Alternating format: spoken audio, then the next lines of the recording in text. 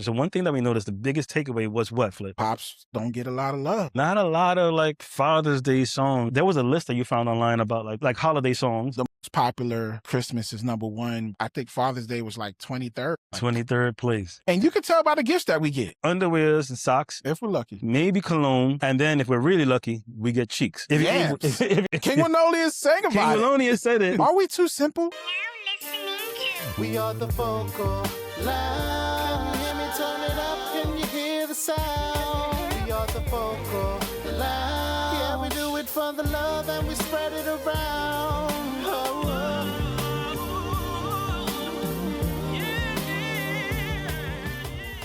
Hey, what up, world? It's your boy Lefty, host of Channel VLR. I got my boy to my right. What's up? You know who it is? Your Starks, the R&B concierge. And to my left. It's your boy Flip, a.k.a. the healthiest man on the planet, Levi Organic. How you doing? Yeah. We in person again while I'm spending some time in New York, and we want to do a quick episode that's kind of gonna be. I'm gonna consider part 1, right? We're gonna do a part 1 episode related to Father's Day. I think it's important to big up and shout out all of you fathers out there that are doing the work, putting in a lot of hours, whether it be emotionally, whether it be at work, putting in your work, and salute to all of y'all. So in this episode, we're gonna talk about. We're basically gonna pull in some of the questions that we asked our good friend Charlie Madison on the Mother's Day episode, and we're going to throw them onto ourselves. We're not going to get really, really deep on it, but we're going to touch on some of the subjects. But before we do, I want to get into what you've been listening to, which is we just ask ourselves, what have we been listening to? What artists, new or old, or whatever has been popping in pop culture and hip-hop and R&B culture, what's really been in your ear, right? So this is the segment right now. We're going to talk about what you've been listening to. So I'm going to start first with my boy to the left. Flip, what you been listening to? Yeah, and I just want to add, it could be old or new. You know, sometimes you want to go dig in the crates and listen to something that just bring you back to a time and, you know, vibe out. But my particular artist I've been listening to is one called Dre Scott. He got a song called Feelings that's fire. He also has a live version on YouTube that he absolutely murders. His falsetto is like butter. The song is just... It's just dope. Y'all gotta make sure y'all check that out. I had it on repeat for like a week straight. So make sure y'all go check that out. Yeah. Word. Yo, Kev, what you been listening to? Actually, I was listening to a new artist. I can't pronounce her name. I know Kalani be shouting her out. It's KWN. I know how you spell it, KWN. She got a new song called Touching Myself. Fire. Fire track. I think her new project come out later next month in June. KWN, like I would pronounce it as Kuan. I don't know. I don't want to mess her name up, and then her fans come for me. But yeah, don't mess it's a dope record. I mean, and one thing I do appreciate about the song is she has a bridge. You know, a lot of songs they don't have bridges. She has a bridge, so I feel like it's all that's coming back. I think there's a renaissance. Yeah. You know, you mentioned bridge to these younger cats. They talking about like what the Brooklyn. Yeah, they don't know what a bridge is. Nah, she has a bridge. So I was like, yeah, this is dope. It's it's smooth. She's not doing anything, I think, crazy vocally. Mm-hmm. I mean, she got a few riffs and runs here and there, but just the vibe, it's dope. It's a dope track. Yeah, I've been listening to. To be honest with you, I'm still trying to listen to. Well, actually, not trying. I've listened to it all. I'm trying to listen to it again. That's Chris Brown's album, titled Brown. And I'm going into it because I really want to like absorb what I really, really love about the song, like come up with a list. And right now, What's Love is one of my top songs, and Something's in the Water. Like I love the vibe and energy of that song. So like those two songs, like they pretty much becoming the skeletal frame of what I like energetically about his album. So I've been really digging into that. I also listened to Drake's album, all 3, which I'm still listening to that. I like the first one. Iceman, I think it's the one where he got with the Michael Jackson glove. I love that one. That one feels like it's hip hop, Then the second album, the one that doesn't have, I think it's like Hatini or something like that. Anyway, forgive me. Don't come at me in the comments if I'm getting the name wrong. That one seems like it's R&B focused, and then the last one seems like it's more like pop and dance, the one with his mom's picture on it. So I think like for his last like love letter for that label, his previous label, he's just pretty much giving them like, this is an album, because like Drake is that dude that does hip hop, does a little bit of R&B or like singing, kind of like singing rapping, and then does the dance stuff. So he kind of like mixed them all together and created like a last album for each one. And I think he did an amazing job. It's a good album. My favorite one is definitely the first. Yeah, I want to get into that album too, but I got to make sure I got a couple of vacation days or something because Because 3 albums, dropping 3 albums in one. I got to commit some time to it. I just ain't got the time right now. It's crazy. It's crazy. It's long. I mean, I still haven't got through Iceman, so you better than me. Yeah, I mean, I dedicate some time. Like it's pretty much my workout time is dedicated to like either a podcast or some new album. So shout out to Drake. I mean, it's good. You know, the first one, Iceman, is my favorite. But he's only got about 5 songs that I would listen to over and over again. It's really the personal ones where he's talking about, you know, he's like responding to things that have happened in social media and the so-called quote unquote battle that happened between him and Kendrick Lamar. So I love those songs because they feel very human, and his wordplay on them is very clever and stuff. So I love that type of content rather than the what seems like to me, again, forgive me, but it sounds kind of monotonous with some of the flows he have in the other songs. You know, and Drake is a father too, so you know. It's perfect that we we're right definitely gonna get into the Father's Day conversation. Before that, you said like KWN doesn't go crazy on the vocals. And when you say that, you're talking about Rich specifically. I saw something like you shared a video on social media where a lady was speaking about how like you don't have to be a vocal gymnast to be considered a great singer. Oh, not at all. Like so like. For all of y'all out there, like this is, Channel VLR is about singing. We are for singers by singers. And I'm not going to get into singing myself right now. My voice is kind of jacked up from all the talking and all the COVID germs in New York City. Don't come at me in the comments. But I wanted to talk about that real quick, just maybe like 5 minutes. What do you think about that? About like, how do you feel about like an artist or singer being judged, whether based on their riffing ability or just their ability to carry a note? How do you feel about that? Have you had any personal experience with that? I mean, I feel like it's a personal conversation for me because I feel like that's something that's always kind of like struck me as annoying with people because we all have different voices. Mm-hmm. You know, think of it like when you watch TV shows or cartoon and voiceovers, people get characters because they can do certain things with their voice. Sometimes people's voice is deeper, lighter, stuff like that. Just like singers, some people have nice falsettos, some people got nice tenors, baritones. They can hold a note better. They have a better agility into their vocals. They have more resonance in their voice. So I think that when a vocalist knows how to bring out the best qualities in his voice and be able to make you feel something, that makes a great vocalist, a singer, someone who can tell a story. So I think that's what makes a singer or a vocalist great is how can you get your story across. Yeah. Not necessarily, I can hit the loudest note or the highest note. It's how are you getting your story across, the storytelling for me. Yeah, I agree with that too. Like I share the same sentiment.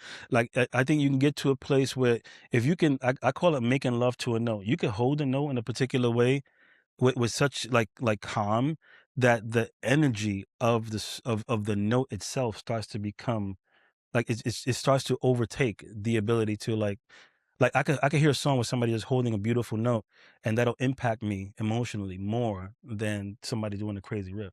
Wanye, obviously, he's like to me personally, one of the cleanest riffers out there. But there's many. Don't ever let it go. You gotta believe in the spirit of love. It'll heal from pain. You won't hurt anymore. No, I don't believe her love's turned me low. I'm down on my knees, begging you please come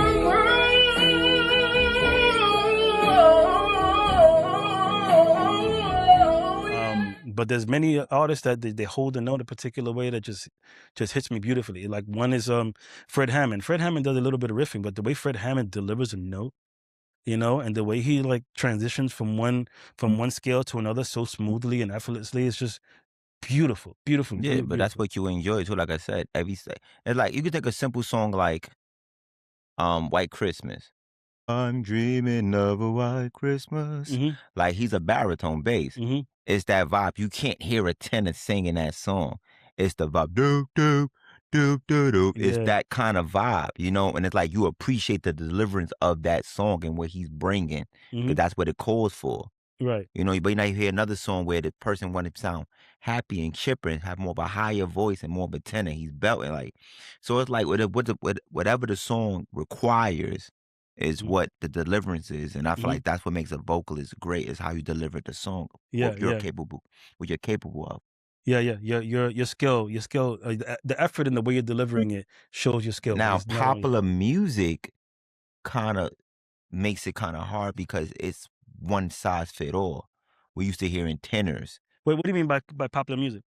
Well, because when you listen to popular music, it's normally in a similar key, similar tempos, you know. Mhm. So our ears are naturally trained to hear people sing a certain kind of way. So if someone was to Mhm. kind of break the mold and do something different, like, can you really sing? They're not doing this, they're not riffing here. It's like your mind naturally want to go there sometimes when you Mhm. listen to people because that's what we're used to hearing. We hear R&B. Yeah, so it's using like subconsciously it becomes like a cookie cutter thing. Well, you Yeah. hear something and then if it starts to fit the mold, you start to expect the mold Right. continuously. It's Yeah. it's it's like anything. It's like rap. If you listen to rap, if a Mhm. person sometimes go outside the show, like, oh, he sound off, he can't rap because Mhm. it's not what you're used to. You know what I'm saying? It's Yeah. like until someone rips the mold and then that becomes a new norm. So Mhm. I feel like sometimes we listen, and I feel like that's why a lot of people have a hard time listening to new R&B because they already got their ears trained to what they loved in early '90s and 2000s. So we hear Mhm. newer R&B, it's like, not real R&B. They're not doing it. Yeah, because you already trained your ears to think that's what it's supposed to sound like. Mhm. And I feel like sometimes that hurt artists because if I don't sound like this artist or that's not my style, how can I create my sound that still can cater to the genre I love? Right, right, right. I mean, I definitely see that. What are your thoughts on it, Flip? Like, Um, I don't know. I feel like the average listener kind of like isn't really looking for riffs or listening out for that stuff. I feel like that's a like a artist thing that we kind of like put on other artists and we might think it I or think it's a share our good point. thoughts with other Yeah. artists. I feel like when you think about the average listener, all they know is, can you hit a high note? I remember that when I used to sing back in the day, yo, hit a high note. Make it go away. I'm like, Y- what do you mean hit a high? Like that's their Yeah. definition of, yo, you can sing if you can hit a high note. They're not really listening for that. Like, you know, when people mention great singers and I say somebody like, you know, Jasmine Sullivan and why I think she's a great singer, they don't really relate in that level. They just like, which song? Bust the windows out your car. Okay, that girl, yeah. They don't, you know, they don't remember that stuff. I feel like that's when you're an artist, you appreciate that stuff on that level. So we're the ones that kind of like create that hierarchy of, you know, talent based on skill level. And then even deeper than that, I feel like the artists that really appreciate just raw talent, those are the people that are like, yeah, it don't matter if you riff. Like there are some Mhm. people that can just hold it, like the way Donnie had, the way he could riff his butt up, but the way he could just hold the note and not riff at all, Mhm. and you just fall in love with the words that he's saying, the way he's saying it, like, Yeah. you know, so that there's levels to the appreciation and, you know, and the hierarchy of skill levels. Just, it really doesn't matter if you could do those things or not, because there are things that a person that, you know, can't riff could do that a person that can riff can't. Like, yo, can you make that note feel like that and sound like that Yeah. Yeah. without Yeah. tripping over stairs? You know, like, Yeah. nah, they can't do that. So each person is specific to what they can do, and when they do it on a high level, you're always gonna appreciate it. But you Yeah. just spoke to what I was saying, like, can you hit a high note? Because that's what I'm used to hearing when I hear popular music. Yeah. So Mhm. that's what I'm generalizing. Oh, he can sing because when people can sing, they're doing that. So if I'm not hitting a high note, then you equate it to I can't really sing because that's what you hear in popular music. I Yeah. feel like there's You artists that break that mold though. Like look at Giveon. You know, the way he approaches a song. He's not going in there first tenor and, you know, going crazy, but his voice is like so different and he Yeah. sounds so good doing what he Yeah. do. Like that breaks the mold. I feel like those artists tend to kind of like contradict your point. Those artists tend to pop more because listeners are like, oh wait, that's different. That's Mhm. wait, hold on. No, That's not what I'm used to. And it's good and it got a rhythm. Like the ones that kind of like break the mold are brave enough to break the mold. Those are the ones that kind of like I feel shine the most because they're getting out of the norm. Even though the average listener wants to follow popular music, we also yearn for different. We also yearn for, you know, The average listener. yeah. Okay. Okay. Yeah. Yeah. what makes an artist an artist? If you can find your sound and make it sound good, that's great. But like to your point, it's not easy either. Nah. It's not easy either. Yeah. So I like with that, like we're gonna be talking about but we're going to move into Father's Day, and like one artist that I think about, like I mentioned, Wanye. I'm not gonna do any of his Love riffs, but Wanye, like man. no, I don't. But like, if I had to put one artist to say like the one that influenced me most as a singer, it would be Wanye. Wanye like influenced me the most. But like Fred Hammond, like there's a praise that lives deep in my heart, and it says like this. The way he just delivers those things very smoothly. It's just, oh Lord, I love you. I am blessed when like the way he delivers that, and it's just very smooth, and he's just like riding a wave. It's almost like I can see the wave that he's riding on, you know, and it's just delivered so beautifully, you know. But when I think about somebody who's also really good at that, you know, God rest his soul, Luther. Luther just the way, like he's not a riffer. Luther's all about his tone, and then Luther just can riff though. Like Luther, he got it. I know, but Yeah. like he didn't showcase that, and it wasn't like a circus. You know, some artists, they get into the booth and it's just like a circus. Like they're just doing acrobatics all over the place. It's like that's their whole show. Look what I can do. They just don't. Yeah, like, but Luther's a fundamentally sound singer. yeah, he just delivers in such eloquent, like just skill. It's all about the resonance. It's all about pronunciation. It's all about air control, like and beautifully done, you know. And he's staying a in his grassroots pocket. singer too. Like he started out as a background singer, Yeah. for a lot of artists, and then eventually took the forefront. But you could tell like he was one of those guys that saw the whole gambit and understood it. So that's why his performances were always able to, like, I could tell his background singers would work with him very closely because to him that was important. He's like, yeah, no. Well, he spent so much time as a background singer. Exactly. He was in the kitchen, if you will. Yeah. For so long, he knew how to cook. So when it was his turn to create a dish, everybody was beautifully satisfied. Now I'm hungry. Okay. Yeah. Yeah, but with that, so we'll segue into the next section, which says, like, okay, so we're thinking about this offline. We're thinking about, like, let's talk about some Father's Day songs, right?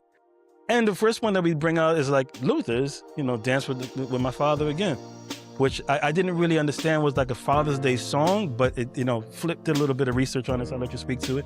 But then we also noticed another takeaway from our search for Father's Day, which we'll wait until the end of it.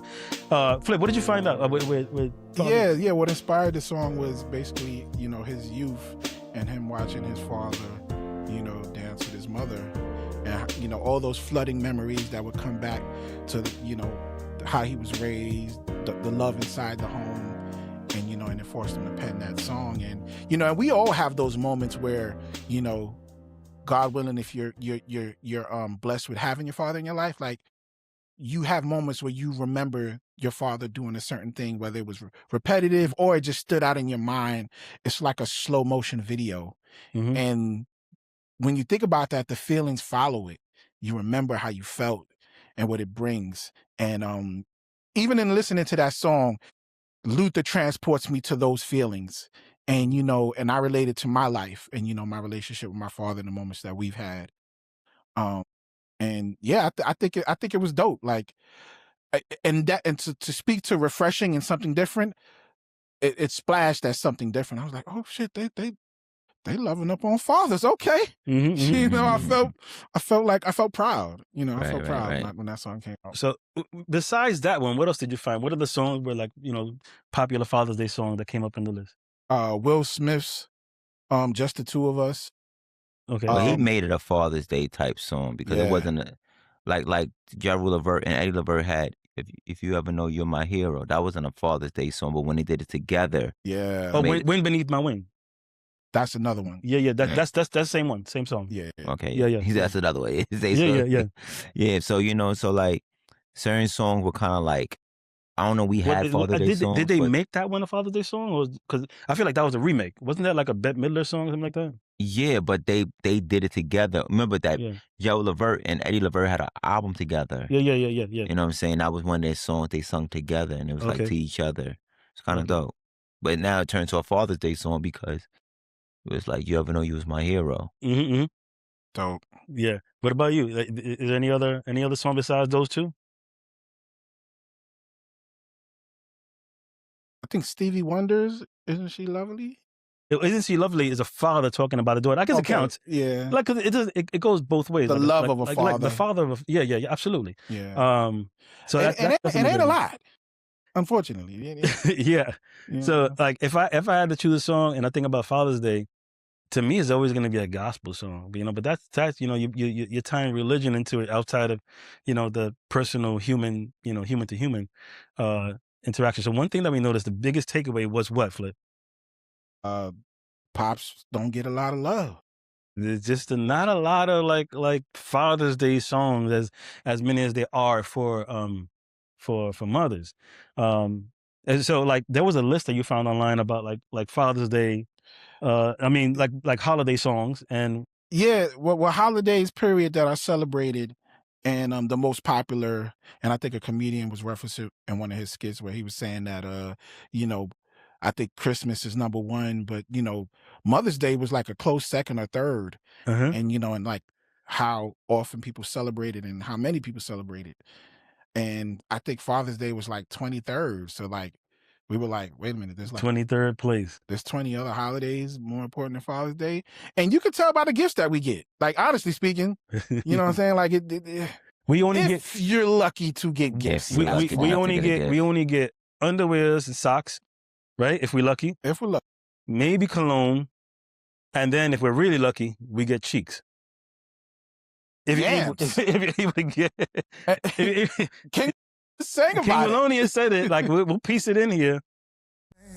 I asked what she got from me because I am her man, and she gave me cheeks. She gave me cheeks. But She Gave Me Cheeks is a very true song. It was about Valentine's Day, but to me, we get they're interchangeable. Like you get the same gifts. It's any holiday related to a man that most of the time they just want cheek.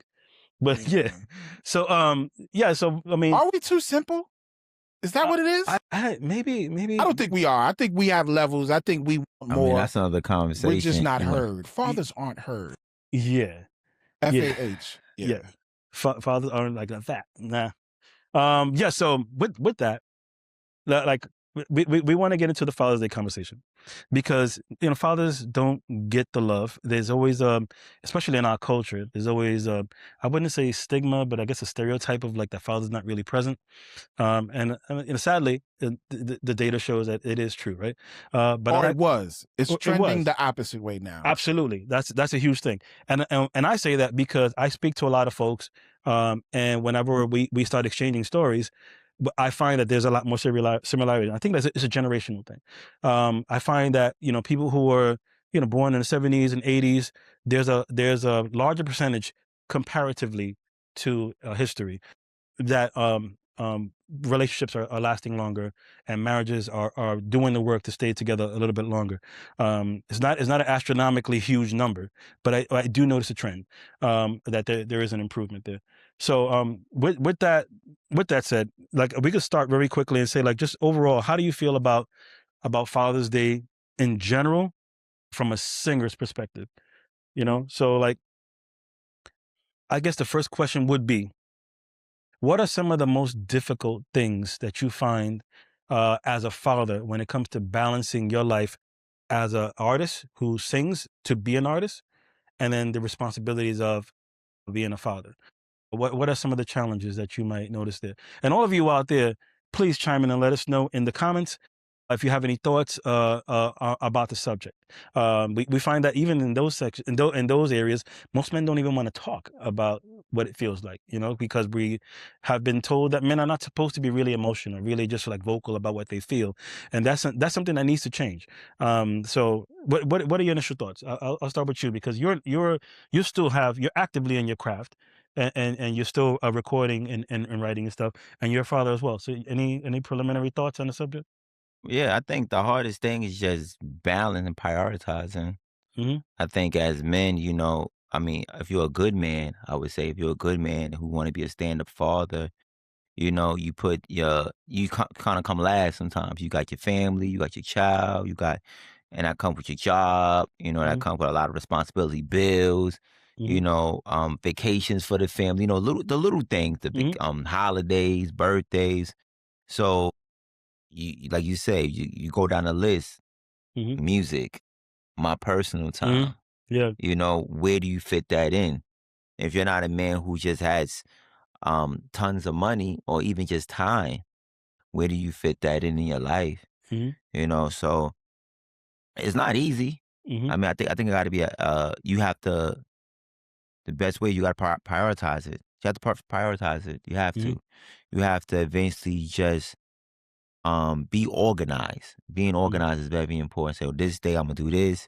I'm gonna put this to the side. Do your research, and you can properly prepare for it. But you just can't jump out and say, "Hey, I'm gonna go do this tomorrow." That's gonna be hard unless you have a partner, who helps alleviate a lot of that weight off you and see your vision, see your dream, and gonna help you get there yourself, get there with you.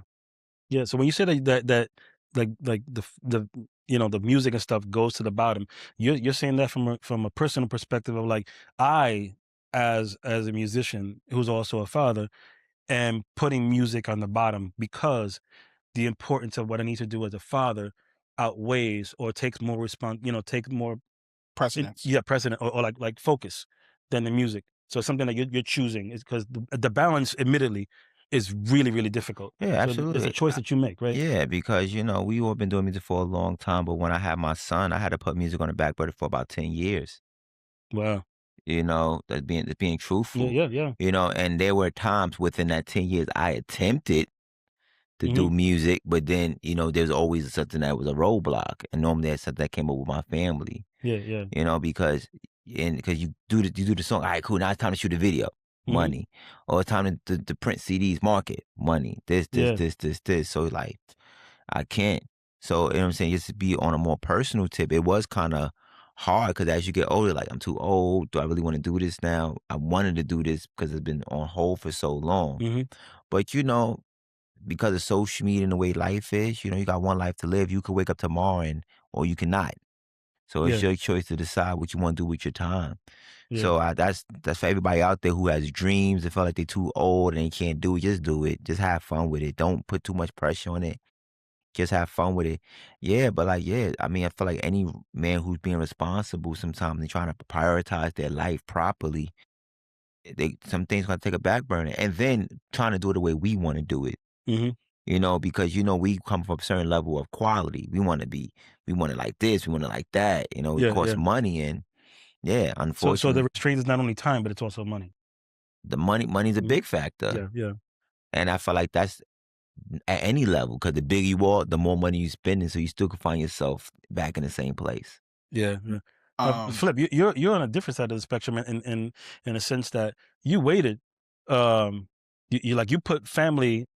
That you didn't invest in family. You was pretty much like dolo and doing music, and then you switched. So Yeah, so my belief was I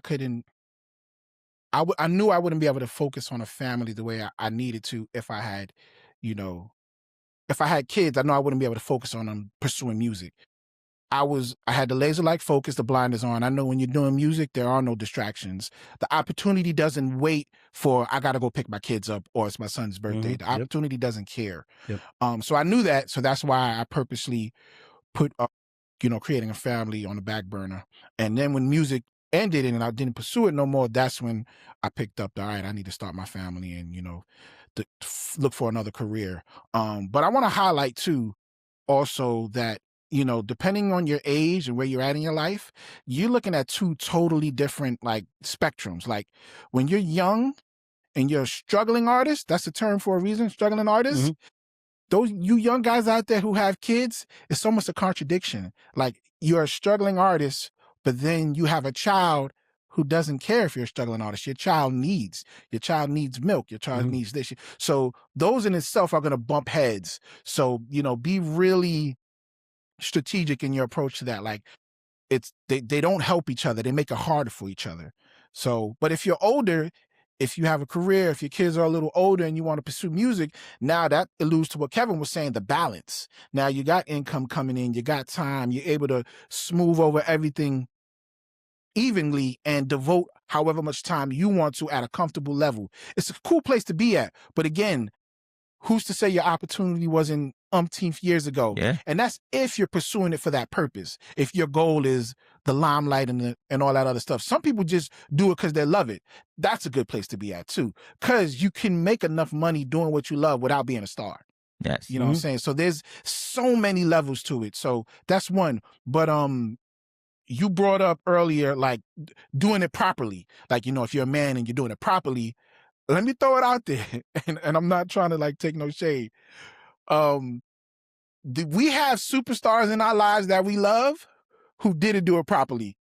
And that's because they didn't do it properly. Like, they're stars because they put everything, family, kids, wife, everybody, they mama, on the back burner, and they shot for the stars and they made it. And that was the path that they chose. What they're dealing with on the backhand, that's dumb. But we have them because of that sacrifice. It's true. Yeah. That's So, fact. you know, kudos to the artists that do that. Sorry to the family members that had to endure it. You know, and depending on what kind of artist you are, you have to make that choice for yourself. I don't recommend it, but you know, like it sometimes it's the reality that you choose. We were talking to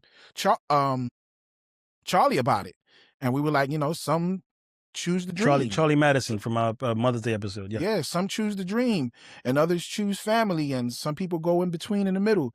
You got to figure out your balance. Yeah. And to be honest with all of you out there, I'm over here talking over the microphone. To be honest with all of you out there, it's not an easy choice, and there is no easy outcome. There is no perfect solution, to be honest with you, because even those people who really, really make it, like some of the artists that I see out there, and I say artists like in different fields, right? So you got music artists, and you could pick and choose. You could say Drake, we could say, you know, Chris Brown. We could say anybody. They're superstars, but the cost to that is that I'm sure, unequivocally, that all of them don't have the best relationship with their children. I hope that Or they the do. time they want. Or the time that they want. There is no perfect formula for it. It costs something. So like, you know, the chase for the superstardom, or, you know, to achieve your maximum potential, it's going to cost something at the end, and financially it'll probably help out the family. But you know, is that going to be more valuable than the time being spent? So Charlie Madison mentioned in the other thing, sometimes you know certain moments you don't get back. You know, you don't get back the first steps. You don't get back the first, you know, your words being spoken as a child. You don't get back that first graduation, you know, from, you know, the college, if they only get one college degree or whatever, right? So the really, really important things you really need to like measure and see, like, you know, can I be there? Can I not? And some of the other artists that I see out there that look like they're great parents online, like I say, like Kevin Hart, looks like, you know, he tries his best to be a great dad. You know, I also see The Rock. I also see, you know, there's just a number of different artists out there that, you know, they online, they look like they're you know, great dads. But realistically, I know behind the scenes there's struggles behind that, because it's not easy. It's not a perfect formula anybody can follow. It's not easy. So like we were saying, you got to make the choice, and then just be satisfied with and just do the best that you can. Even if you feel like you're not doing great as a dad, you can always do better. You can always do more. So But is that, not cut you off, but is it a difference? Because I was hearing something you were saying. Because when you got a Drake or a Chris Brown, right? These are people that became fathers within their career. Good point. Yeah. You know, so it's like I already have a certain rhythm I got. So like bringing the baby in, it's like it's different. You know what I'm saying? Yeah. Then I'm a father before I made it, and I have to kind of sacrifice to continue to chase the dream. That's a really, really good point. And there is a difference there. Yeah. You know, there absolutely is a because difference. like a Kevin Hart who was already married with children, his story got to be different than like you said, a Chris Brown, you know, who's like, hey, I'm already a millionaire, I'm already Chris, and I'm bringing a baby in the world. You know, I think it's a little bit of a difference. Absolutely. Yeah, I wonder if Chris Brown, like, I don't know if any of his kids are old enough to get into music, or if he's passing that torch on. But one thing we're talking about offline was, you know, giving some kudos to some artists that seem to be passing the torch on to their children. You know, so any immediately come to mind? One more. Wanye, yes, Wanye with One More. I think it's a great example. Like, he's passing it on to, and they look like they seem to have a good They got relationship. the bug. He has one son who he gave him the voice. Like his tone, his range, his agility. They is all like, could sing though. Yeah, but it's one son in particular. I'm sorry, I don't know none of you guys' And names. the daughter too, because yeah, but it's one son he has, because we all know Wanye Tone. He brought his mother on stage. They brought their mother on stage and sung Mama.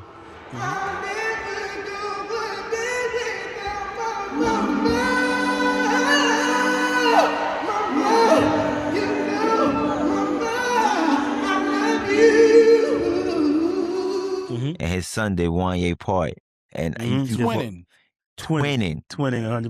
Twinning. It's like, and it's funny because shout out to my boy Rick, old group member from Footsteps. Come on, bro. I remember talking to him and he made me laugh when he said this. He was like, that's the crazy cheat code to just have that tone as a vocalist. Like, it's not even fair. So how you feel about it, brother? Like cheating, yeah. It's a cheat code because you have his. It's like having his height and having his, you know what I'm saying, his athleticism vocally. Giving DNA to your kid, all right, you gonna get. Yeah, it's kind of like what we talked about with music earlier. Like, does that matter to sing? Because it's like you can't teach that. You blessed with that. He was born into wealth. He was born into wealth. You was born 6'10". Like, I can't teach height. Like, you just can't teach that. But that's vocal skill that we're talking about, passing that torch on and then teaching them like music and stuff like that. But then there's the other aspects of it, right? Like the support that you can be as a father to a child that can sing, right? Maybe you're not a singer yourself, but you find that your kid was gifted with a voice.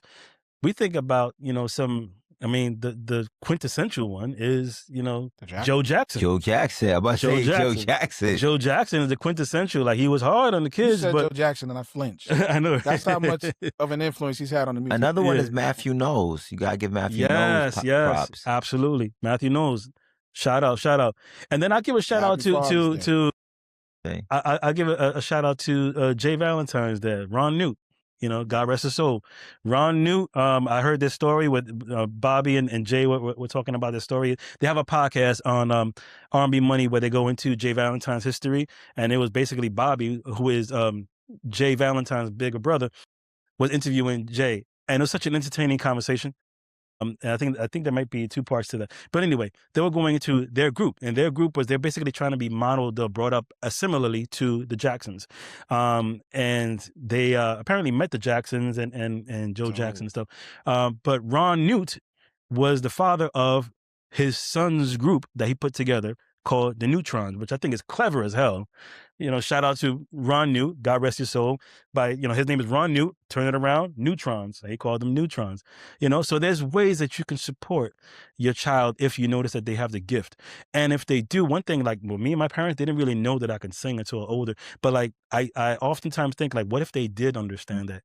And what would my life be like if they would have, pursued that or, nurtured that? So if you notice that your kid has a gift, whatever note they can sing or whatever, if you notice that they got a gift, latch on to it. And it don't have to be singing. It could be any gift. Like any gift, yeah. And it's a twofer.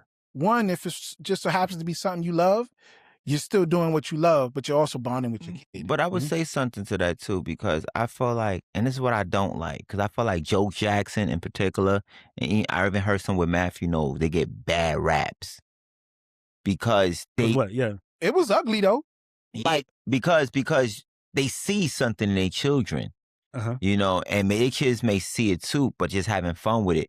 But I'm an adult, and I understand the sacrifice that and the challenges you're going to come across.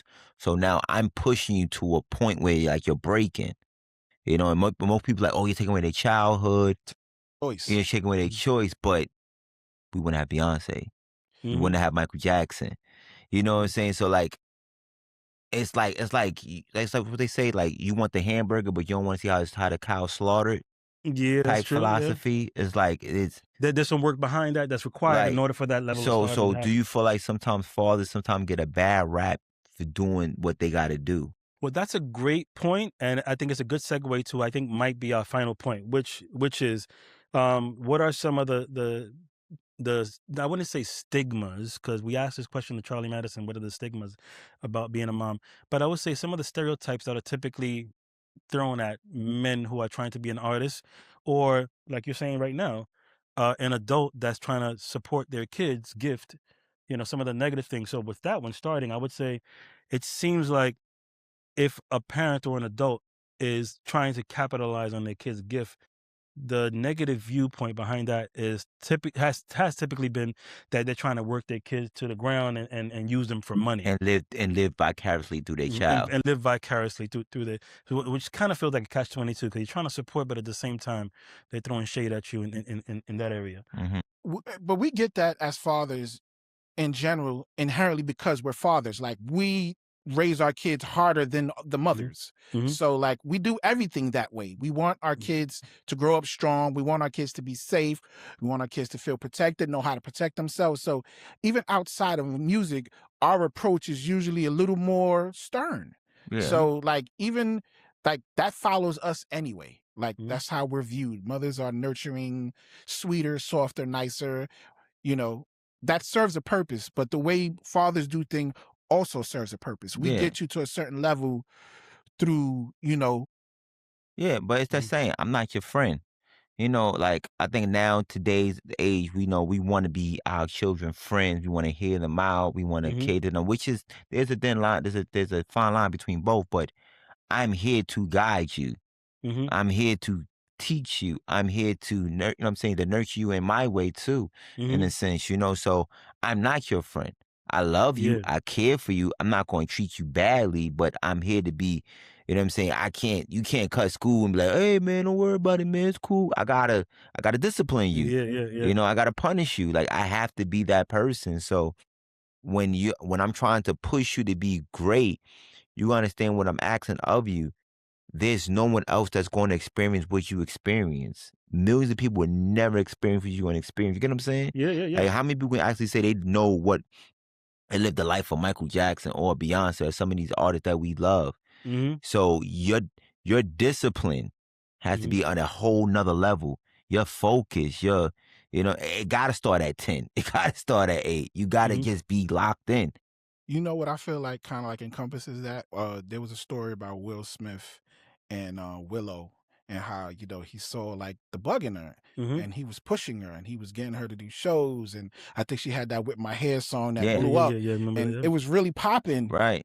And then one day, I think at one of the shows, she was like, I'm done. All right, I'm done. I don't want to do this no more. Right. And he was like, baby, what do you mean? We signed a contract. We got people that want to see you. And it was like, but he had the know-how and the knowledge and the love in his heart to be like, okay, babe. Like, he didn't push it.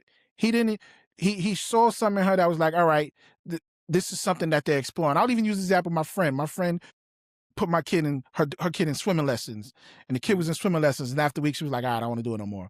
And then she put her in, I think, something else like karate. She's like, I don't want to do it. Like, the kids are literally figuring it out as they go. Yeah, but I mean, you lucky because you're Will Smith, and Willow has the luxury to do that. But what if you wasn't Will Smith and she had that same opportunity? Would you been as reluctant? I'm saying, would you let her just go, I'm gonna quit, when you got Jay-Z investing on his money? Or you be like, nah, F that. You get on this stage. I mean, Will Smith probably took a big hit financially. You know what I'm saying? That, exactly. You know what I'm saying? Because you're in a position where you can do that. That's why, again, I feel like people like Joe Jackson get a bum rap. Because, like, we're poor. We in Indiana. You know what I'm saying? We in Gary, Indiana. It's 9 of us. That's just the kids. That's not even me and your mother. That's the kids. We need you.